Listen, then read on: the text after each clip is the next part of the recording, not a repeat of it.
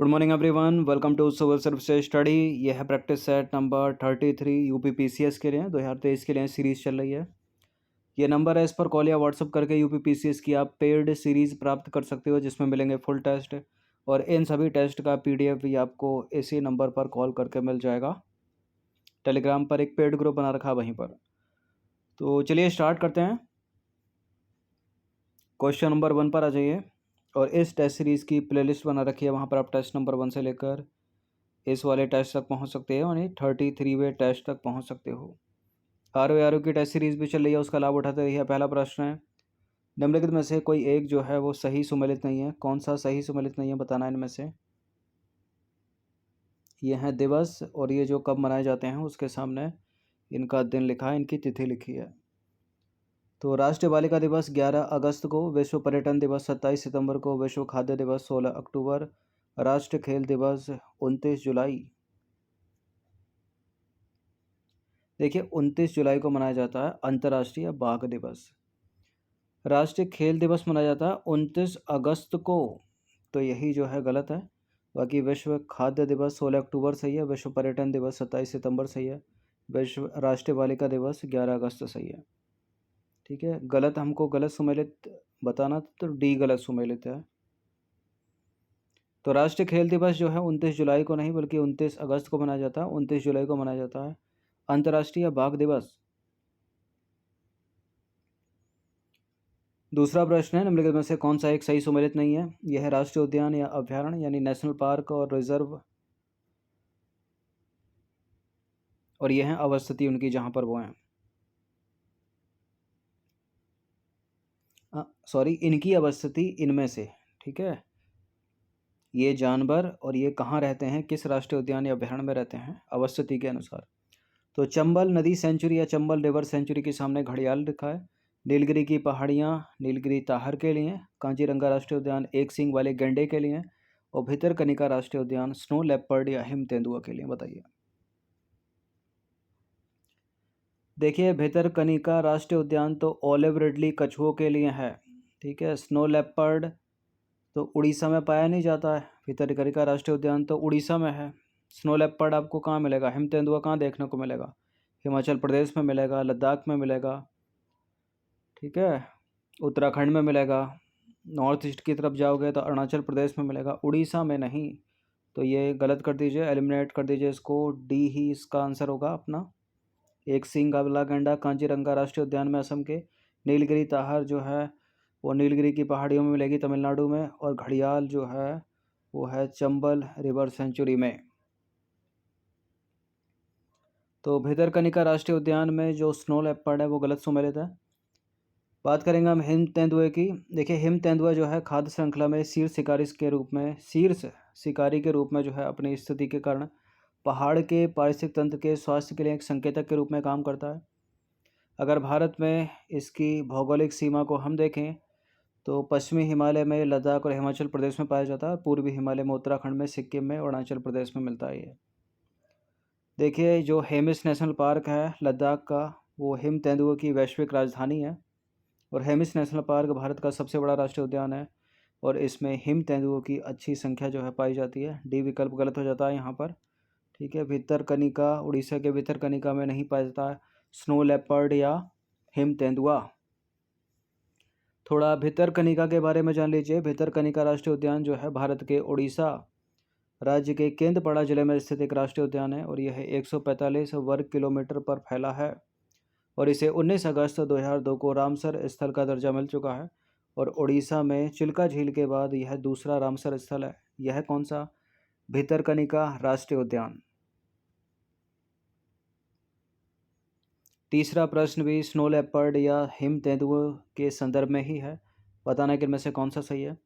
देखिए हिम तेंदुए को IUCN की विश्व संरक्षण पद्धति में रेड लिस्ट में सूचीबद्ध किया गया है इसको, और इसे लुप्तप्राय प्रजातियों के अंतर्राष्ट्रीय व्यापार पर कन्वेंशन यानी साइट्स के परिशिष्ट वन में इसको सूचीबद्ध किया गया है, और वन्य जीव संरक्षण अधिनियम 1972 की अनुसूची 1 में इसको सूचीबद्ध किया गया है स्नो लेपर्ड को। बिल्कुल ये तीनों के तीनों कथन जो हैं स्नो लेपर्ड या हिम तेंदुए से संबंधित हैं, सही हैं, और डी है इसका आंसर। तो उपर्युक्त सभी कथन हिम तेंदुए के संदर्भ में करेक्ट हैं, ठीक है। चौथा प्रश्न है, उत्तर प्रदेश का एकमात्र शास्त्रीय नृत्य है चौरसिया नृत्य, कथक, रासलीला, नौटंकी। ये सारे उत्तर प्रदेश के नृत्य हैं, लेकिन शास्त्रीय नृत्य की बात हो रही है, ठीक है। जैसे कथकली केरल का शास्त्रीय नृत्य है, कुचिपुड़ी आंध्र प्रदेश का शास्त्रीय नृत्य है, भरतनाट्यम तमिलनाडु का है, वैसे ही कथक जो है वो उत्तर प्रदेश का शास्त्रीय नृत्य है। तो उत्तर प्रदेश का एकमात्र शास्त्रीय नृत्य कौन सा है? कथक। पांचवा प्रश्न है, निम्नलिखित में से कौन सा एक सही सुमेलित नहीं है? बिस्मिल्लाह खां का संबंध बनारस घराने से, बिंदादीन का लखनऊ घराना, शंभू महाराज आगरा घराना, बिरजू महाराज लखनऊ घराना। कोई एक जो है सही सुमेलित नहीं है। बिस्मिल्लाह खां शहनाई बजाते हैं, ये बनारस घराने से संबंध रखते हैं, सही है। बिंदादीन लखनऊ घराने से संबंध रखते हैं, ये भी ठीक है। बिरजू महाराज भी उसी घराने से संबंध रखते हैं जिस घराने से शंभू महाराज रखते हैं। तो सही कौन सा है इसमें? देखिए, बिरजू महाराज लखनऊ घराने से संबंध रखते हैं, तो शंभू महाराज भी लखनऊ घराने से ही संबंध रखते हैं, आगरा घराने से नहीं। तो शंभू महाराज का संबंध भी लखनऊ घराने से है, जैसे बिरजू महाराज का है। ये आगरा घराना वाला गलत है। छठा प्रश्न, ये इंडियन पॉलिटी का प्रश्न है। निम्नलिखित में से लोकसभा अध्यक्ष यानी लोकसभा स्पीकर के चुनाव की तारीख कौन निर्धारित करता है? यहाँ दो बातें हैं इस प्रश्न में। अगर पूछा जाए लोकसभा के अध्यक्ष की चुनाव की तारीख कौन निर्धारित करता है तो अलग उत्तर है। अगर पूछा जाए लोकसभा के उपाध्यक्ष की चुनाव की तारीख कौन निर्धारित करता है तो उसका अलग उत्तर है, ठीक है। स्पीकर के चुनाव की जो तारीख निर्धारित करता है वो है भारत के राष्ट्रपति, और उपाध्यक्ष के चुनाव की तारीख कौन निर्धारित करता है? वो है लोकसभा अध्यक्ष स्वयं। तो देखिए, भारत का राष्ट्रपति लोकसभा अध्यक्ष के चुनाव की तारीख जो है निर्धारित करता है। लोकसभा की पहली बैठक के पश्चात उपस्थित सदस्यों के बीच से अध्यक्ष का चुनाव किया जाता है, ठीक है। लोकसभा के अध्यक्ष में से ही एक स्पीकर का चुनाव किया जाता है राष्ट्रपति के द्वारा। राष्ट्रपति के द्वारा नहीं, वो खुद ही मिलकर चुनते हैं और इस चुनाव की तारीख जो है राष्ट्रपति तय करते हैं, ठीक है।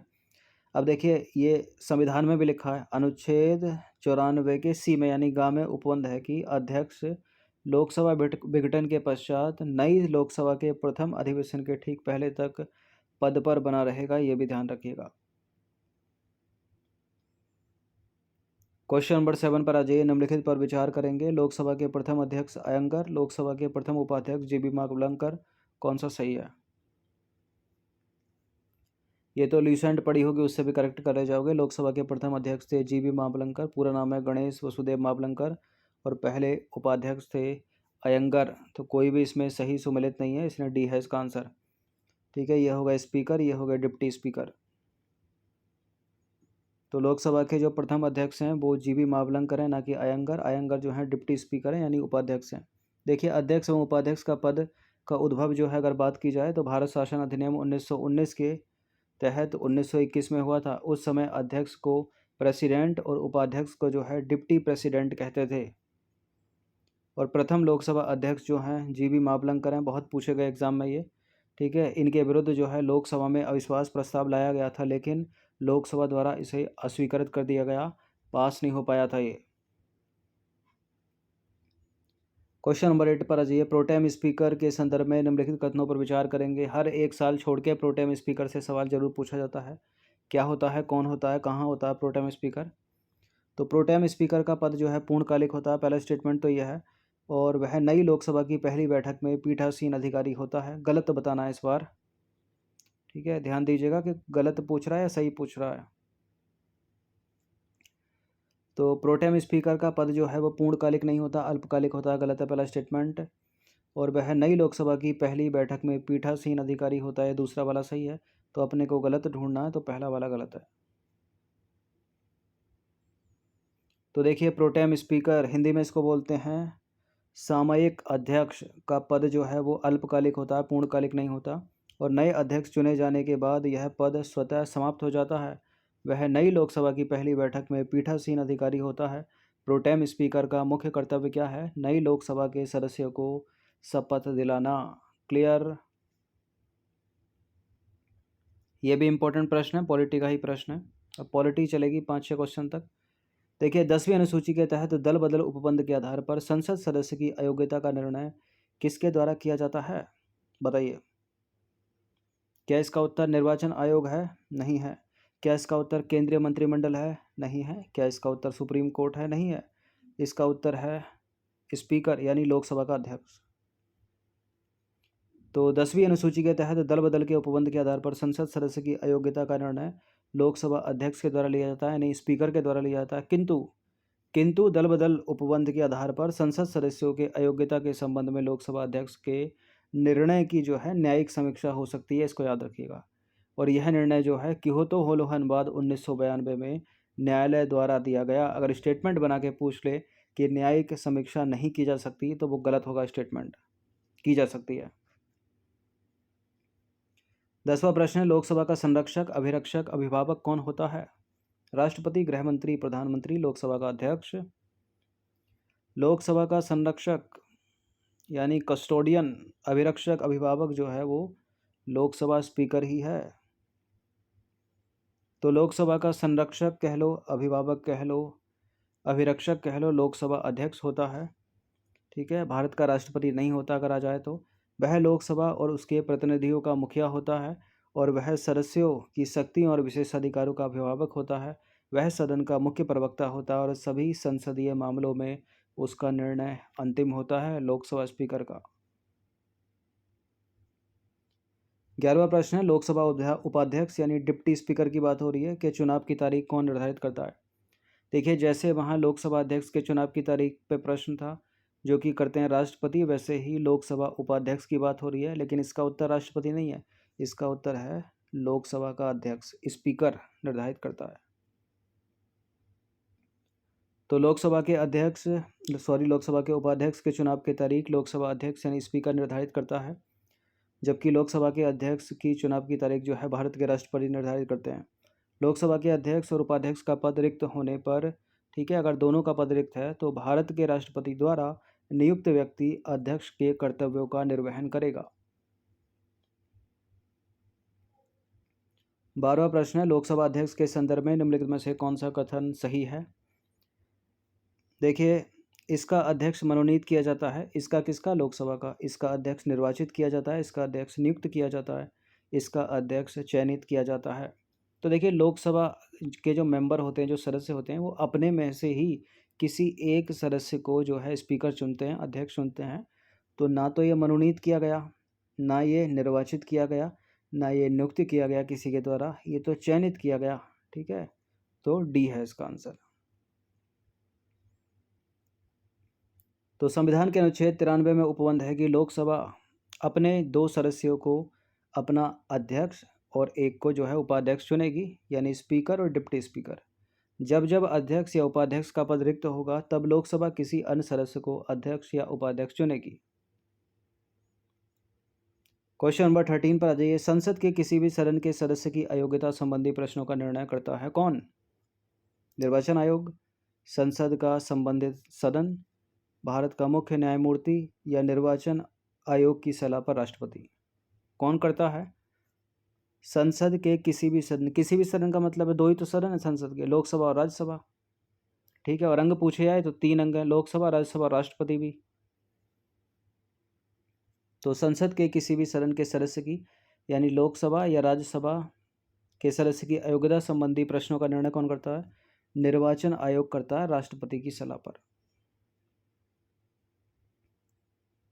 तो संविधान के अनुच्छेद 103 में उपबंध है कि यदि यह प्रश्न उठता है कि संसद के किसी सदन का कोई सदस्य अनुच्छेद 102(1) के तहत अयोग्यता से ग्रसित हो गया है या नहीं, इसका निर्णय करेगा राष्ट्रपति। ठीक है, उसका निर्णय अंतिम होगा, किंतु ऐसा करने से पहले राष्ट्रपति निर्वाचन आयोग की राय लेगा और उसकी राय के अनुसार काम करेगा। अच्छा, एक प्रश्न यह है, इसमें पता ही नहीं है कि, ठीक है, प्रश्न में पूछा क्या है। आंसर इसका आप तभी दे पाओगे जब आपको फंडा पूरा क्लियर होगा, ये चारों के चारों स्टेटमेंट एग्जैक्ट पता होंगे, क्योंकि पता ही नहीं चल रहा है कि सही है पूछ रहा है या गलत है पूछ रहा है। चलिए पढ़ते हैं इसको। राज्यसभा को भंग नहीं किया जा सकता का कार्यकाल 6 वर्ष का होता है, कि 1/3 सदस्य हर 2 वर्ष के बाद निवृत्त हो जाते हैं के सदस्य 30 वर्ष से कम आयु के व्यक्ति नहीं होंगे। तो पढ़कर क्लियर तो हो गया होगा, लेकिन इसमें जो है 3 सही लग रहे हैं और 1 गलत है। उस गलत पर ही अपने को टिक करना है, 3 पे तो टिक कर नहीं सकते। ठीक है, उस 1 को पहचान लीजिए, वही आंसर है। एक ये भी प्रश्न है पूछने का, मतलब एक तरीका ये भी हो सकता है प्रश्न पूछने का, एग्जामिनर तो कुछ भी सोच सकते हैं भाई। तो राज्यसभा को भंग नहीं किया जा सकता, ये बात सत्य है, क्योंकि राज्यसभा एक स्थायी सदन है। राज्यसभा के 1/3 सदस्य प्रत्येक 2 वर्ष में सेवानिवृत्त होते हैं, ये भी ठीक है। राज्यसभा के सदस्य 30 वर्ष से कम उम्र के व्यक्ति नहीं होंगे, ये भी सही है। यानी चौथा जो बचा है या दूसरा वाले जो ऑप्शन में वो भी सही हो जाएगा, तो प्रश्न ही गलत हो जाएगा। ठीक है, लेकिन वो गलत है। राज्यसभा का कार्यकाल 6 वर्ष का नहीं होता। राज्यसभा के सदस्य जो हैं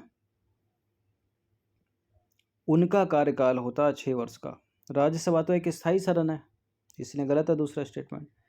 और प्रत्येक 1/3 सदस्य इसके 2 वर्षों में सेवानिवृत्त हो जाते हैं। तो करेक्ट है, करेक्ट है, करेक्ट है। ये दूसरा वाला इनकरेक्ट है। तो अपना आंसर फिलहाल यही है, बी। तो देखिए, राज्यसभा जो है एक स्थायी सदन है, इसे भंग नहीं किया जा सकता। इसके सदस्यों का कार्यकाल 6 वर्ष का होता है, राज्यसभा का कार्यकाल 6 वर्ष का नहीं होता। डिफरेंस है दोनों बातों में। इसके 1/3 सदस्य प्रत्येक 2 वर्ष में सेवानिवृत्त हो जाते हैं। राज्यसभा सदस्य बनने के लिए न्यूनतम आयु सीमा कितनी है? 30 वर्ष है। तो 30 से तो कम होनी नहीं चाहिए, तो इसलिए 30 चौथा वाला स्टेटमेंट सही है वो। 15वां प्रश्न है, निम्नलिखित कथनों पर विचार कीजिए। पहला स्टेटमेंट है, दूसरा स्टेटमेंट है, बताने के इनमें से कौन सा सही होगा। देखिए, संसद के प्रत्येक सदन का प्रत्येक सदस्य राष्ट्रपति या उसके द्वारा नियुक्त व्यक्ति के समक्ष संविधान की दूसरी अनुसूची के तहत शपथ या प्रतिज्ञान लेगा। शपथ या प्रतिज्ञान के पूर्व यदि कोई व्यक्ति सदन के सदस्य के रूप में सदन में बैठता है तो उसे प्रतिदिन 500 रुपये जुर्माना भरना होगा। देखिए, 12 अनुसूचियाँ भारतीय संविधान में, इन 12 के बारे में जो है कई बार बताया मैंने, और आपको भी पता होना चाहिए कि किस में क्या है, पहली में क्या, दूसरी में क्या, तीसरे में क्या, चौथी में क्या, 11वीं में क्या, 12वीं में क्या। देखिए, शपथ जो है ना, शपथ, ठीक है, शपथ की बात हो रही है यहाँ पर, शपथ या प्रतिज्ञा की बात हो रही है। तो ये शपथ जो है संविधान की तीसरी अनुसूची में, दूसरी अनुसूची में तो वेतन की बात की गई है। ठीक है, तो गलत हो गया पहला स्टेटमेंट, ये दूसरा वाला सही है। तो ए है इसका आंसर। तो देखिए, संसद सदस्य राष्ट्रपति या उसके द्वारा नियुक्त व्यक्ति के समक्ष संविधान की तीसरी अनुसूची, ना कि दूसरी, ठीक है, के तहत शपथ या प्रतिज्ञान लेगा। अनुच्छेद 99 में ऐसा लिखा है। और संसद का कोई सदस्य बिना शपथ या प्रतिज्ञान लिए सदन की बैठक में भाग लेता है तो हर दिन का 500 रुपये का जुर्माना इसका भरना होगा। हर दिन 500 रुपये का जुर्माना उसको भरना होगा, संविधान के अनुच्छेद 104 में लिखा है। जब तक संसद सदस्य शपथ या प्रतिज्ञान नहीं लेता, सदन की किसी बैठक में भाग नहीं ले सकता और ना ही मत दे सकता है। 16वां प्रश्न है, राज्यपाल के संदर्भ में कौन सा सही नहीं है। राज्यपाल की क्षमादान की शक्ति, अनुच्छेद 161 में। राज्यपाल की अध्यादेश की शक्ति का प्रयोग मंत्रिपरिषद की सलाह पर करेगा, वो अनुच्छेद 123 में। राष्ट्रपति के विचार के लिए किसी विधेयक को आरक्षित करेगा राज्यपाल, अनुच्छेद 200 के तहत। और राज्यों में राष्ट्रपति शासन की सिफारिश करेगा, अनुच्छेद 356 के तहत। बताइए कौन सा इनकरेक्ट है। देखिए, कई बार बताया है, राष्ट्रपति की अध्यादेश जारी करने की शक्ति है अनुच्छेद 123 में। राज्यपाल की अध्यादेश जारी करने की शक्ति जो है वो 213 में है। ठीक है, तो यही वाला जो है इनकरेक्ट है। बाकी राष्ट्रपति की क्षमादान की शक्ति 161 में है। और राष्ट्रपति के विचार के लिए किसी विधेयक को आरक्षित कर सकता है राज्यपाल, अनुच्छेद 200 में लिखा है। और राज्यों में राष्ट्रपति शासन की सिफारिश कर सकता है, 356 है ये। तो बी वाला गलत है, क्योंकि देखिए, राज्यपाल को संविधान के अनुच्छेद 161 के तहत क्षमादान की शक्ति प्राप्त है और अनुच्छेद 213 के तहत अध्यादेश की शक्ति प्राप्त है। ठीक है, 213 के तहत अध्यादेश की शक्ति प्राप्त है राज्यपाल को, ना कि 123 के तहत। बाकी राष्ट्रपति के विचार के लिए किसी विधेयक को आरक्षित कर सकता है राज्य का राज्यपाल, अनुच्छेद 200 के तहत। और राज्यों में राष्ट्रपति शासन की सिफारिश कर सकता है, अनुच्छेद 356 के तहत। 17वां प्रश्न है, भारतीय संसद यानी इंडियन पार्लियामेंट किस रीति से प्रशासन पर नियंत्रण करती है? कैसे करती है? संसदीय समितियों के माध्यम से। तो जो इंडियन पार्लियामेंट है वो पार्लियामेंट्री कमेटी के माध्यम से यानी संसदीय समितियों के माध्यम से प्रशासन यानी एडमिनिस्ट्रेशन को कंट्रोल करती है। क्वेश्चन नंबर 18 पर आ जाइए। 18वां प्रश्न है, निम्नलिखित कथनों पर विचार करेंगे। राज्यपाल के अध्यादेश जारी करने की जो समय सीमा है, अध्यादेश की समय सीमा 6 महीने की है। राज्यपाल किसी भी समय अध्यादेश को वापस ले सकता है। राज्यपाल को अनुच्छेद 213 के तहत अध्यादेश जारी करने की शक्ति है। बताइए कौन सा गलत है, कौन सा इनकरेक्ट है इसमें? देखिए, राज्यपाल किसी भी समय अध्यादेश को वापस ले सकता है, सही है। 213 के तहत अध्यादेश जारी करने की शक्ति, ये भी सही है। तो ना तो बी होगा, ना डी होगा, ना सी होगा, ठीक है, क्योंकि दूसरा तीसरा तो सही है, तो क्या होगा, केवल एक ही होगा, ठीक है। 6 सप्ताह है ये, 6 महीने नहीं है। तो राज्यपाल को संविधान के अनुच्छेद 213 के तहत अध्यादेश जारी करने की शक्ति प्राप्त है। राज्यपाल किसी भी समय अध्यादेश को वापस ले सकता है। राज्यपाल के अध्यादेश की समय सीमा जो है 6 सप्ताह की है, 6 महीने की नहीं है। यदि 6 सप्ताह के भीतर राज्य के विधानमंडल द्वारा स्वीकृति नहीं दी गई तो अध्यादेश प्रवर्तन में नहीं रहेगा। ये प्रश्न बड़ा इंपॉर्टेंट है। निम्नलिखित में से कौन राज्यपाल के प्रसाद यंत्र पद धारण करता है या करते हैं? जैसे केंद्र में राष्ट्रपति से लेकर सवाल बन सकता है इस पर, ऐसे ही राज्य में राज्यपाल से लेकर बन गया। तो राज्य के मंत्री, राज्य के महाधिवक्ता, राज्य निर्वाचन आयुक्त, राज्य लोकसभा आयोग के अध्यक्ष और सदस्य। देखिए, राज्य के जो महाधिवक्ता हैं यानी advocate general of the state, बिल्कुल राष्ट्रपति राज्यपाल के प्रसाद यंत्र हैं। और राज्य के मंत्री भी हैं, जैसे केंद्र में मंत्री राष्ट्रपति के होते हैं, वैसे राज्य में राज्यपाल के प्रसाद यंत्र होते हैं राज्य के मंत्री। राज्य निर्वाचन आयुक्त राज्यपाल के प्रसाद यंत्र नहीं है। ऐसे ही केंद्र में मुख्य निर्वाचन आयुक्त भी मुख्य निर्वाचन आयुक्त राष्ट्रपति के जो है प्रसाद यंत्र नहीं है। क्यों नहीं है? क्योंकि जैसे हाई कोर्ट के जज सेवानिवृत्त होते हैं वैसे ही ये सेवानिवृत्त होंगे। ये भी हाई कोर्ट के जज जैसे सेवानिवृत्त होते हैं वैसे ही सेवानिवृत्त होंगे, ठीक है। तो चौथा वाला तो प्रसाद यंत्र नहीं होगा, तीसरा वाला भी नहीं होगा, केवल पहला और दूसरा हो जाएगा।